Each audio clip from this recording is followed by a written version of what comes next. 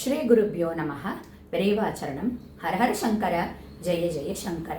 எல்லாருக்கும் பிள்ளையார் சதுர்த்தி நல்வாழ்த்துக்கள். பிள்ளையாருடைய ஷோடச நாமாக்கள் தான் பார்த்துன்னு வந்துருக்கோம். கஜானனம் பூத்தகநாதி சேவிதம் கவித்தஜும்பு பலசாரபக்ஷிதம் உமாசுதம் சோக விநாச காரணம் நமாமி விக்னேஸ்வர பாத பங்கஜம்.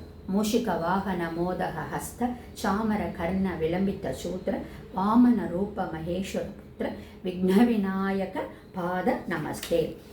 கணேச பஞ்சரத்னம்ல லாஸ்ட் 2 பார்க்கணும்.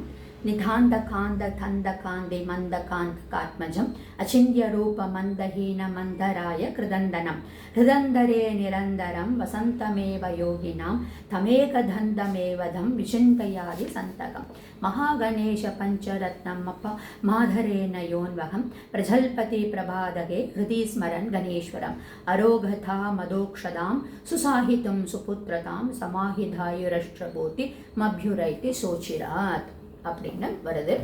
இந்த ஷோடச நாமாக்கள் என்ன அப்படின்னா, ஓம் சுமுகாய நமக, ஏகதந்தாய நமக, கபிலாய நமக, கஜகர்ணகாய நமக, லம்போதராய நமக, விகடாய நமக, விக்னராஜாய நமக, விநாயகாய நமக, தூமகேதுவே நமக, கணாதக்ஷாய நமக, பாலச்சந்திராய நமக, கஜானனாய நமக, வக்ரதுண்டாய நமக, சூர்பகர்ணாய நமக, ஹேரம்பாய நமக, ஸ்கந்த பூர்வஜாய நமக அப்படின்னு வருது.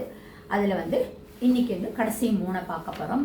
சூர்பகர்ணகர் அப்படின்னு பேர். முரம் போன்ற காதுகளை உடையவர். சூர்பம் அப்படின்னா முரம். முரம் என்ன பண்ணும்? நல்லதை வச்சுண்டு வேண்டாததெல்லாம் தூக்கி போட்டுடும்.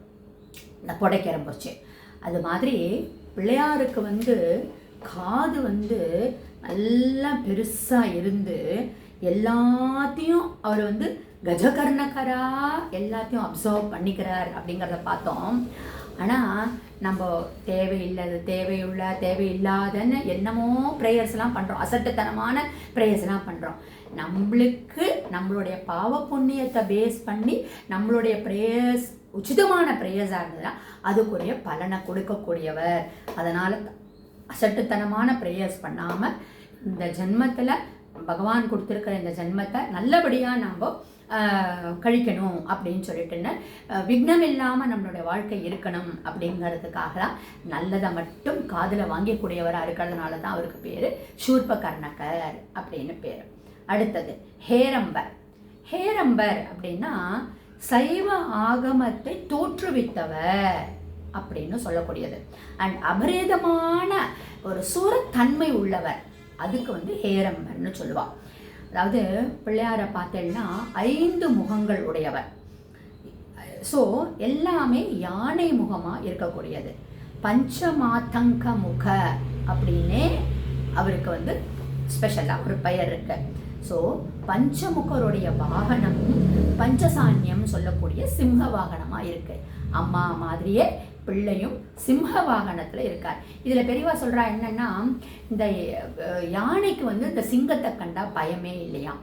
அதனால தான் யானை முகமும் சிம்ம வாகனமும் அம்மா மாதிரி வச்சுண்டு இருக்கக்கூடியவர். சைவ ஆகமத்தை தோற்றுவித்தவர், கிரியேட்டர் அப்படின்றதுனால தான் அவருக்கு ஹேரம்பர் அப்படின்னு பேர். நாகப்பட்டினத்தில் இருக்கக்கூடிய நீலாயதாக்ஷி கோவிலில் இந்த ஹேரம்பர் மூர்த்தியை நம்ம பார்க்கலாம்னு பெரியவா மென்ஷன் பண்ணுறான். கடைசி நாமாவாக இருக்கக்கூடியது ஸ்கந்த பூர்வஜர். ஸ்கந்தனுக்கு முருகனுக்கு பூர்வஜராக இருக்கக்கூடியவர், எல்டர் பிரதராக இருக்கக்கூடியவர். இந்த முருகனுடைய ஜனனத்துக்கே காரணமாக இருக்கக்கூடியவர். நம்ம ஆல்ரெடி இந்த கதையை பார்த்துருக்கோம். இந்த சூரபத்மனும் தாரகாசுரனும் சிவனுக்கு ஈக்குவலண்ட்டாக ஒரு பிள்ளையை தான் எங்களுக்கு வேணுங்கிறா. அப்போ பிள்ளையாரும் சிவனுக்கு பிள்ளை கண்டிப்பாக அப்பாவுக்கு ஈக்குவல் தானே. ஆனால் சிவன் பார்வதி சம்பந்தமே இல்லாமல் இருக்கணும்னு சொன்னதுனால சிவனுடைய நெற்றிக்கண்லேருந்து தோன்றினார். அதுக்கு வழிவகுத்தவர், முருகனுடைய ஜனனத்துக்கு வழிவகுத்தவர், ஆண்டியா நிற்கிறதுக்கு வழிவகுத்தவர் அண்ணா, முருகனுடைய கல்யாணத்துக்கு ஹெல்ப் பண்ணவர். இந்த மாதிரி ஸ்கந்தனுக்கு முருகனுக்கு ஒரு உறுதுணையா, ஒரு அண்ணனா, ஒரு பூர்வஜரா இருந்ததுனால தான் இந்த ஷோடச நாமாவில் கடைசி நாமாவா இந்த ஸ்கந்த பூர்வஜர் அப்படிங்கிற நாமா வருது அப்படின்னு சொல்கிறான். ஸோ இப்போ சிவ குடும்பமும் கம்ப்ளீட் ஆகிடுது. அப்பாவை சொல்லியாச்சு, அம்மாவை சொல்லியாச்சு, பெரிய பையனை சொல்லியாச்சு, சின்ன பையனையும் சொல்லியாச்சு அப்படின்னு சொல்லி எப்படி முடிக்கிறா அப்படின்னா, நாம் எல்லாருமே சிவன் பார்வதியினுடைய குழந்தைகள். நம்ம எல்லோருக்கும் பூர்வஜராக இருக்கக்கூடிய விக்னேஸ்வரர், எல்லாருக்கும் அண்ணாவாக இருக்கக்கூடிய பூர்வஜராக இருக்கக்கூடிய விக்னேஸ்வரரை, கஜகர்ணனா லம்போதரரா ஹேரம்பரா இருக்கக்கூடிய பிள்ளையார நம்ம வேண்டிண்டு இந்த ஷோடச நாமாக்களை டெய்லி பாராயணம் சொல்கிற போச்சு. ஒரு நிமிஷம் தான் போகிறது இந்த 16 நாமாக்களை சொல்கிற போச்சு. எவ்வளோ நம்ம நாமாக்களை எப்படின்னா இந்த கலிகாலத்தில் பகவன் நாமாவை தவிர நம்மளுக்கு முக்தி கொடுக்கக்கூடியது வேறு எதுவுமே இல்லை. அப்படிப்பட்ட இந்த நாமாக்களை நம்ம சொல்கிறதுனால சர்வ காரியேஷு விக்னதஸ்ய ந ஜாயத்தே, எல்லா காரியங்களும் விக்னம் இல்லாமல் முடியும் அப்படின்னு சொல்லி நம்மளுக்கு ஸ்ரேயஸ் கிடைக்கும் அப்படிங்கிறதையும் இந்த ஷோடச நாமாவுடைய ஸ்பெஷலாக பெரியவா சொல்கிறேன்.